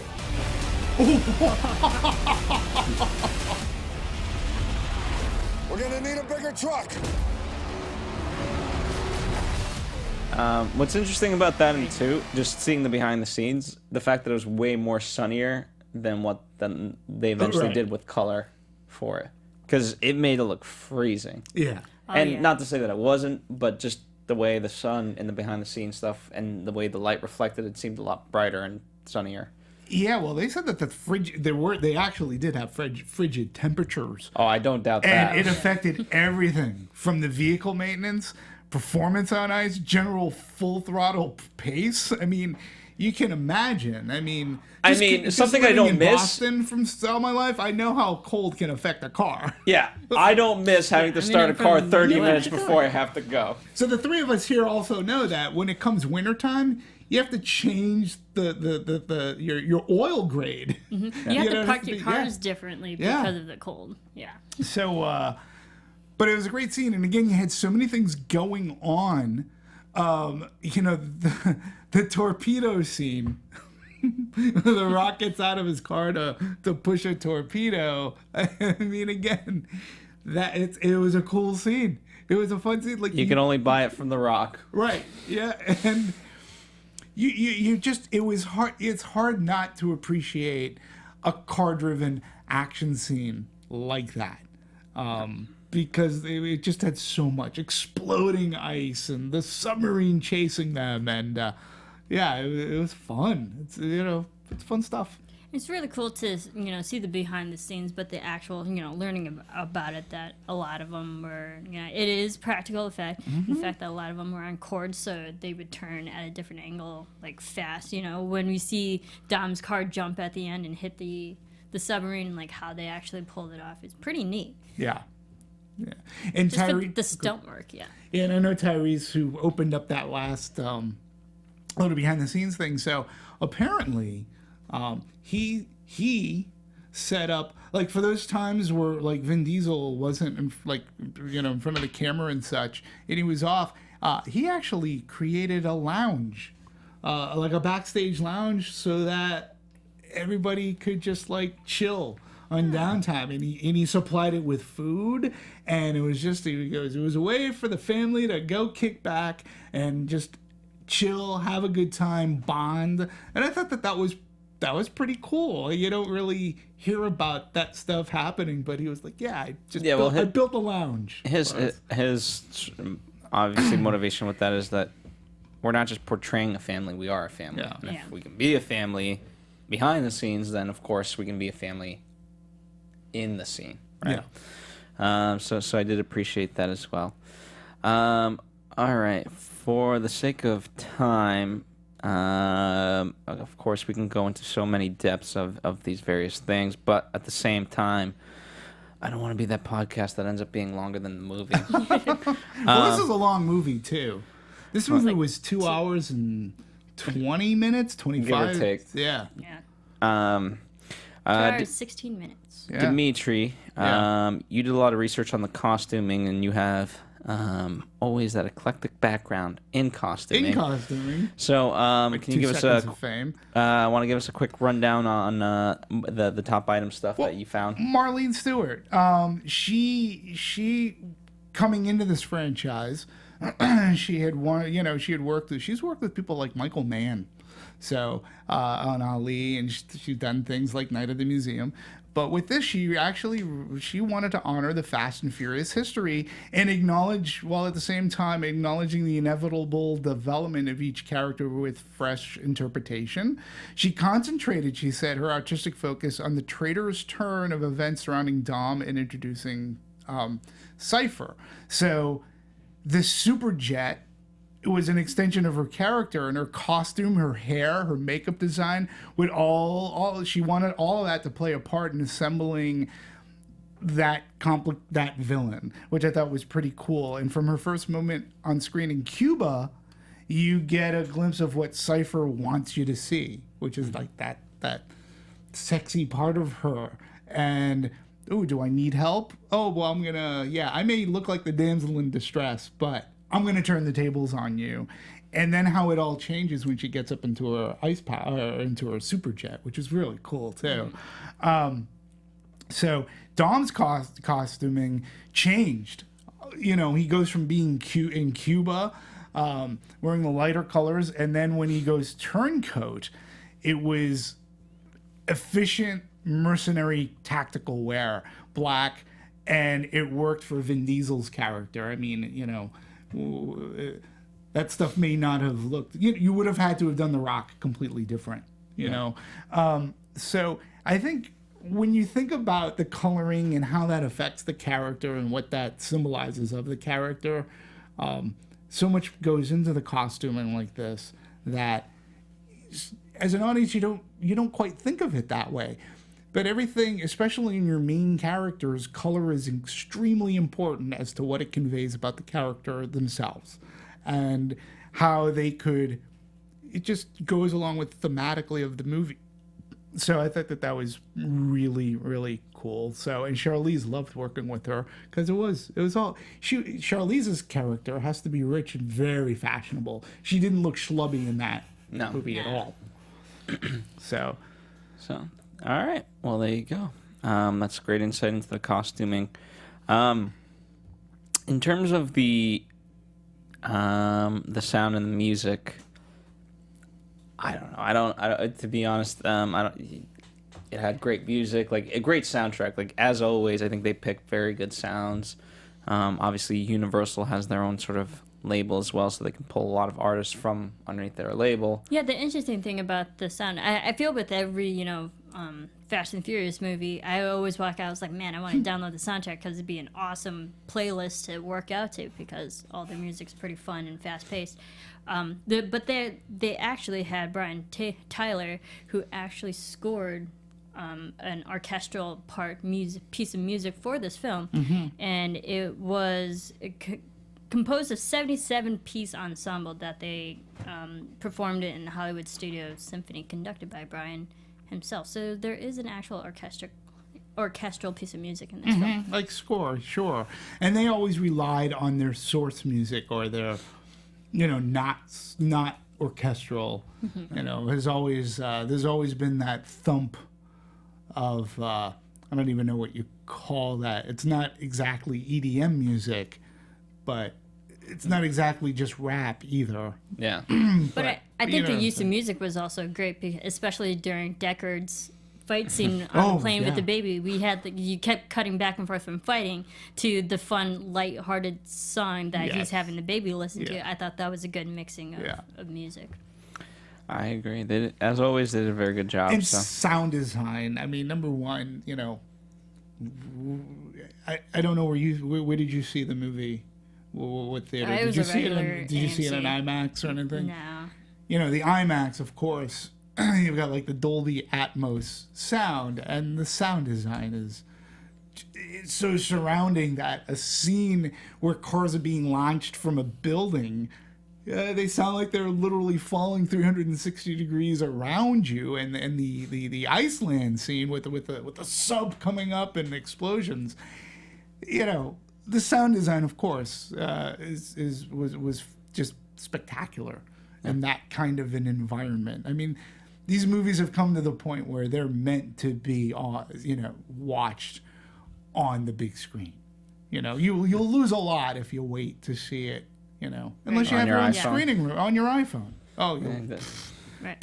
I don't care how good those wireless headphones are. In terms of promotion, I want to ask you guys one thing. Do you think the trailers gave away too much? And especially in the sense that the third act, I thought, if you sort of break it down, there's enough action to pull from to make it engaging that you don't even have to pull stuff from the third act. And then once you get to it, it could be like, oh my God. Right. I mean, I watched the trailer a few times, and I was like, it didn't really spoil anything for me other than the fact that, you had that whole moral problem of going against your family, but honestly didn't spoil the action for me because I didn't see the zombie sequence from the New York getting spoiled. I didn't see all the submarines and what happened with it being spoiled for me. It was like you knew it was going to be high octane explosions here and there, but you didn't know how it led up to it. Yeah, and to Marisa, to your point, I think what's brilliant about it is that because these scenes that we're talking about are so big, right?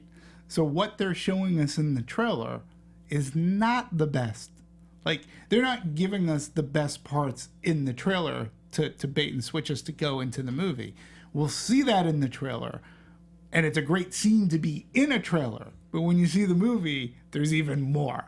There's even more of that stuff that really, it gets you. Like, the trailers and the marketing for these movies has been great. They show you some great stunt work and what's going to happen. So they're not giving away. They're not showing their hand. Like they show their hand to an extent, but they're not showing you the best parts of what's to come. So we see a sub exploding from the ice. Oh my God, we're gonna need a bigger truck. But there's more to that scene too. So they save the best for when you buy that ticket, which is how it should be. Yeah, I agree. So, speaking of audiences and whatnot, it just seems like anytime there's another blockbuster, there's some record inevitably about to be broken.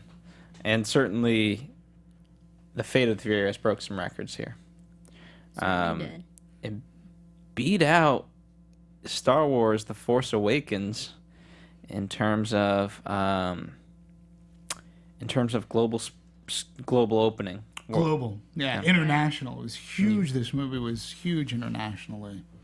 So it beat out Star Wars Force Awakens, which had 529 million. Beat out Jurassic World, which was 525. This one came in at 532 worldwide opening weekend, which was way above initial projections. which I'm not really surprised too, because if you think about this film, it is very international. They're traveling all over the world in this film. Well, to be fair to Star Wars Force Awakens, at that point it hadn't opened up in the Chinese market. True. Yeah. So who knows what that could have done. So it is interesting in that way that you have to also account for all the territories it actually opened up in. Well, which it opened up in a lot. And let's look at it this way too, from a foreign standpoint. Excuse me. It's 80. As of the 20th, the foreign gross is 81% of the worldwide gross at 565 million. Where currently the domestic gross is at 124. Now, I found it very interesting. Again, I think we talked about this last week. For when we talked about going in style, we talked about the difference between reporting your Sunday number and the actual number, which is released on Monday.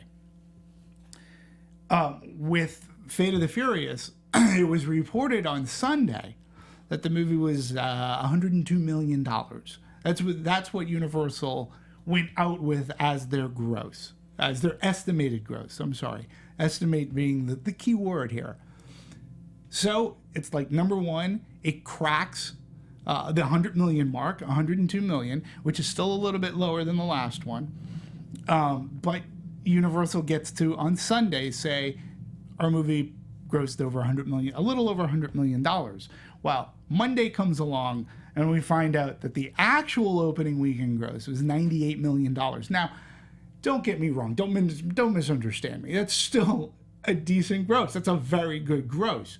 The other interesting thing to note, though, however, is the movie was opened on Easter weekend. Okay, so here's the thing. It's sort of twofold. Number one, that's an amazing gross for Easter weekend. Why is that an amazing gross for Easter weekend, you might be wondering? Well, because Easter weekend is not typically the best weekend. Well, it's not a weekend that you would release a big movie or a movie. It's a tough weekend because it's Easter. Many Catholics, many folks who have faith, religion, Good Friday and Holy Saturday, particularly the evenings of those days, people ain't going to the movies. They're going to church. They're going to church as a group. They're going to church as a family.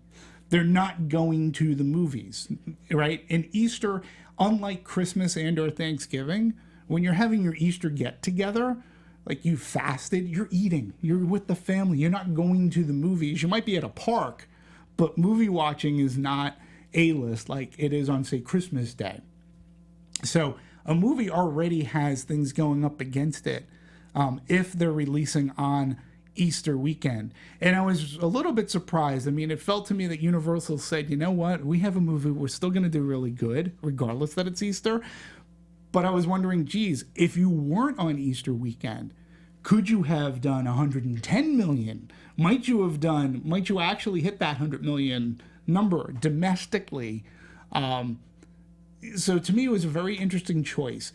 They knew that they have a juggernaut. It didn't necessarily come in at 100 million, but the mere fact that it did what it did and on Easter weekend really does go to show you the strengths of, the movie fandom.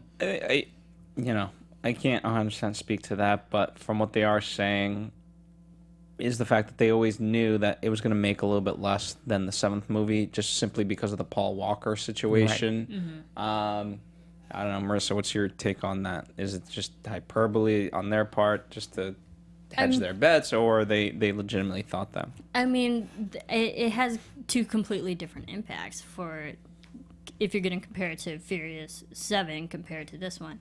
I think that one, everyone's going to go for 7 for the sentimentality sake of Paul Walker. And granted, 7 was a very solid film just in and of itself. So I felt people are going in for a different reason for 7. Absolutely. Compared to this one, it's just like strictly action and a fun movie, whereas 7 had a different emotional attachment. Sure. And loyalty to that film. Absolutely. So but obviously both the straight up action also just works for getting the money and butts in the seats too. Absolutely. And Phil, you mentioned China. Okay, China had a record-shattering $192.1 million was made in China for that opening weekend. So, and the final numbers, as I said, they've slightly varied, which showed the film earning 102 million domestically, 432 overseas, for a global of 532.5. But then we come to find out that domestically it actually was like 98. So, but it's interesting to note too, and again, I think part of it is what we're saying, the Paul Walker effect. In North America, Fate came in 30%. That's a hefty amount. 30% behind the 147.2 million debut of Furious 7. So, and that release was delayed until April 2015. I don't recall that it was Easter weekend for that. I'm pretty sure it wasn't. But, this article is saying that it's sort of unfair. To your point, there was this emotional thing with Paul Walker. There were people that went to see 7 was their very first Fast and Furious movie in a theater because of Paul Walker. Yeah. So they had this built-in, I mean no disrespect, but they had this built-in publicity, so to speak, to help drive. And you know what? Universal did a fantastic job because nothing that they did to promote Fast 7 was disrespectful. It was all in honor of. And they continue that trend in this movie, too. So, now the fan base, they're also saying, is aging in North America. Moviegoers under the age of 25 made up 50% of Furious 8's audience, compared with 64% for Furious 7 and 54% for Furious 6. So, in moviegoers between ages of 13 and 17 made up just 14% of ticket buyers, compared with 17% of Furious 7. And again, I still think that there's a little Paul Walker effect. And maybe Easter too, but the Paul Walker effect. You got to remember, Paul Walker's, he's had a big career, even before the Fast and Furious movies. So I think Paul Walker his effect touched a lot of different demographics that would be loyal to just watching his films. Right. Compared to the younger millennial generation who probably didn't grow up with Paul Walker. Mm-hmm. Yeah. So, and then according to ComScore's exit polling service post-track, The Fast and Furious has long been heralded for its diverse cast, always has. Furious 8 played to audience of all ethnicities. It says in a big way, domestically, Caucasians made up 41% of the audience, followed by Hispanics, who made up 26%, African Americans 21%, Asians 11%, and Native American or other with 3%. The diversity also continued to pay off overseas with the globe-trotting storyline about Charlize Theron. So that was really huge. And then, of course, you got Dwayne Johnson. You have Jason Statham. They're really big overseas as well. So that plays into that. So it's really fascinating as to there's a little bit of a seesawing going on, but I don't think it's anything that Universal's going to be like, oh, we dropped 30%. They knew what they had with Furious 7. Now they're on their way to retooling, so to speak, and it'll be up to them to where we go. They'll be just fine. I think I'm so. not worried about them. And, interesting. So, Cinema Score A. That's a big score. Yes, it is. That's a big score. Rotten Tomatoes, fresh, but coming in at around 66 last time I checked. Yeah. Audience is 82, though. Audience is 80. That's pretty high for the audience. So, doing overall pretty well. And that's without Paul Walker, too. Yeah. So that's a big feat when you think about it. That's because A is what you hope for. And that means people are going to like it for the second weekend and such. So. Oh, it's going to beat out every movie this weekend. Yeah. So, yeah, I mean, it'll have legs. I think it'll do quite a bit. Guardians of the Galaxy doesn't come out, it's still May got... 5th. So we have 2 weeks. 2 weeks before the next big hit comes out, right? I mean, there's nothing in between now and Guardians. No. So, so it's got some lead time. And it had, production budget was $250 million. Oh, sometimes I get dizzy thinking about that, but considering what they've done worldwide, they're okay. They definitely used every penny of that. Yeah, absolutely.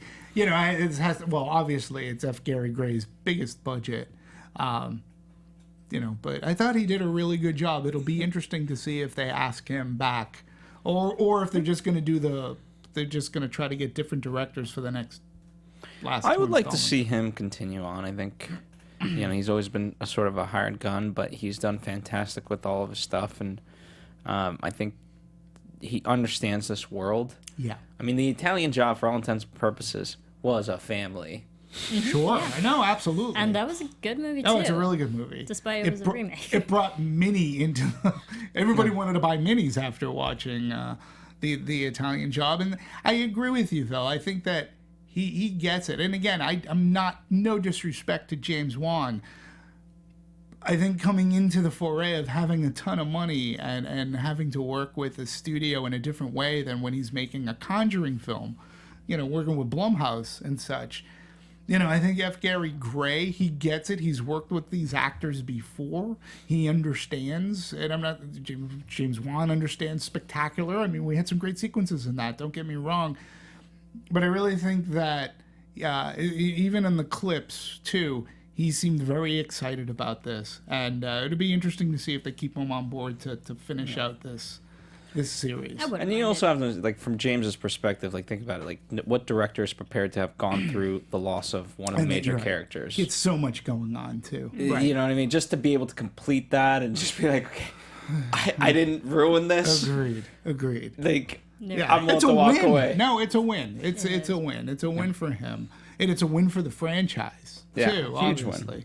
So. But F. Gary Gray did a really capable job. The other great thing about it is even though the director may change, most everybody else is the same. And I'm not just talking about the cast. I'm talking about that Rats of Speed. Yeah, they've all been working on these Fast movies for a long time, so they get it. I mean, it's like a TV show at this point. Because most TV shows, they'll keep the same crew overall. The only thing that the director will change. Absolutely. But it's you bring a little bit of difference into it, but you can't really overall tell. No. Yeah. Agreed. And I really like their furious pace, if you will, of doing a new movie every 2 years. Mm-hmm. For what they're trying to accomplish, that's I mean, an undertaking. It's not overwhelming like the Marvel movies are just pumping out multiple movies, or like just the comic movies. Not to like bash them or anything, and no disrespect to them, but it doesn't feel oversaturated, you know.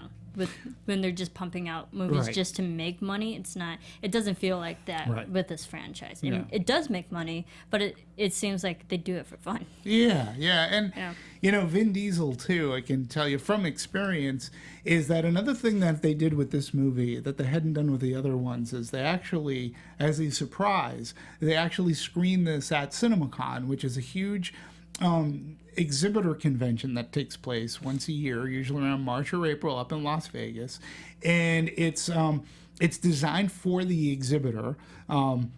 It's designed so that they can see the latest in theater technology, whether it be speakers, seats, or the latest and greatest in popcorn machines and such. And it's also a good point where the studios began to get involved because we got all the exhibitors in one place. We can go up and show our wares. We can set up a lot of meetings, talk about this. But then they decided, because we're in Vegas too, we can do big shows. We can put on a show, a song and dance, so to speak. And they usually, now that it takes place at Caesar's Palace, and they have presentations in the Celine Dion Coliseum. And then, in her So they theater. showed this film? Yeah, Vin Diesel came out. He's been coming out most every year, like promoting Fast and the Furious, and he'll come out with cast. Paul Walker's been there. And this year he came out with some cast, and he showed the film. He goes, don't leave your seats, we're going to show you Fast, Fate of the Furious, which is a bold move, but that also means that Universal, Vin, and company had great... they felt really solid about this movie, because you don't want to show a movie to all of your exhibitors and have it suck, because that'll change the plan for opening up that movie. So if you're showing in a convention of that size to exhibitors who more or less have the fate of your movie and to how they book it, pun intended, the faters, and literally those people, they decide as to how many screens, the locations of screens, the locations that they're going to put it in. And if they think that a movie's going to be a stinker, that changes everything. If you're going to showcase your movie, you have to have the goods. And obviously Universal and Vin Diesel felt that they had the goods. And it proved everybody right. There you go. Yeah. All right. Well, I think that's about all we have time to cover today, or certainly at least everything that I want to cover today. Any final thoughts before we drive on out of here? Marisa. It was a fun film. I think, for what they had moving on past a loss of a major character, I think they came back with a solid film that people will still enjoy. And it showcases all the characters that we already know and love. So I think overall the film is very solid. Yeah.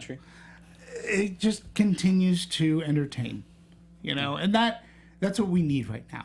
So it continues to give people...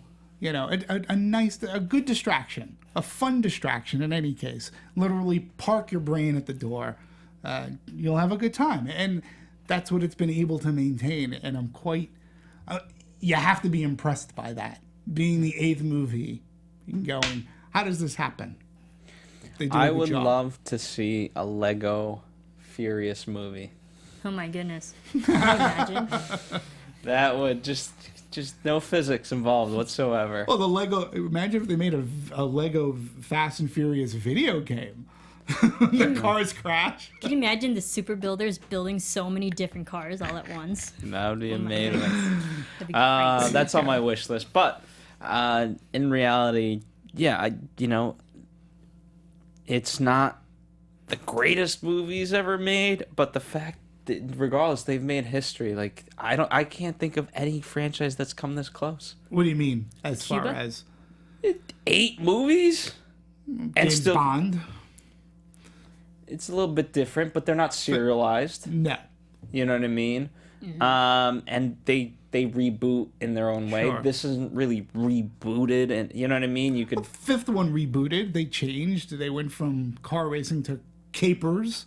You know, They I mean, did, but they've done a not- but- smart way in reinvigorating and making it not seem tired. You brought up the point earlier about it's not just about the car racing. We have to add more. And they've done a very smart way in giving more and making them bigger than what they... If you watch this movie and then go back to watch the original movie, the original movie... It's completely different. Paul Walker's a cop trying to bust Toretto for not only street racing, but I think like...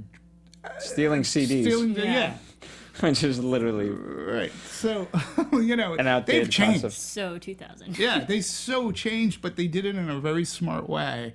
And, you know, hey, Vin Diesel makes his bones about it, and they have an attraction at Universal. It's big. It is. It absolutely is so. And I'm still on board. I haven't let go of that car yet. I'm not ready to jump out. So it's been fun. It's been fun. I'd jump out and no one would catch me. Just saying. Listen, no one caught Tyrese. Anyway, thank you guys for joining us. As there's so many other avenues and small whatever we can go down, dead end alleys, other alleys. There's all these roads we could have taken. However, we chose the road that we did. But that doesn't mean you can't comment. Let us know what you thought of the movies. Whether or not we discussed it, but you can go deeper. If we didn't discuss it, by all means, introduce the topic, and we'll start it in the comment section and continue it there. That's what makes this fun. That's what makes movies such as this fun. There's so many things to discuss that the conversation can go on and on in that way, and that's what makes it enriching. Absolutely. And it's fun to share enthusiasm, too. Speaking of sharing, you can share with Demetri at DMovie1701. Please do. At Serafini TV. That's right. And at The Popcorn Talk and at Movie Anatomy specifically. Marisa's been slowly but surely upping our presence on Our social media game, slowly but surely.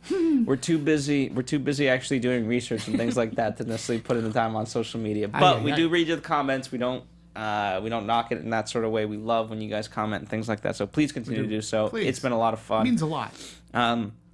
If you want to hit reverse, we have a lot of shows in the Anatomy of a Movie archive. In fact, we do have Furious 7 in the archive, so definitely check that out. And I think we did Furious 5. I think we did 5, 6, and 7. I think so. I think I remember talking about Furious 5. Yeah, that might be a lie. No. No. If we did, great. If we didn't, when did Furious 5 come out? Too long ago. 2010. Well, we started this. When did Pacific Rim come out? 2013. Oh, What are you talking about? maybe not. We weren't around. What are you talking about? I talked about it, but nobody listened. You talked Furious 6 and 7. So there you go, and tons of other movies. And if you want to hit the gears forward, we've got Guardians of the Galaxy, Baby Driver, Alien, Covenant. We've got tons of stuff coming up. Heck, we've got Furious 9 coming out when it comes out. So we'll be doing them all. And plenty of other shows to check out here on Popcorn Talk. So, the adventure continues. So we'll see you next time on another Anatomy of a Movie. Bye.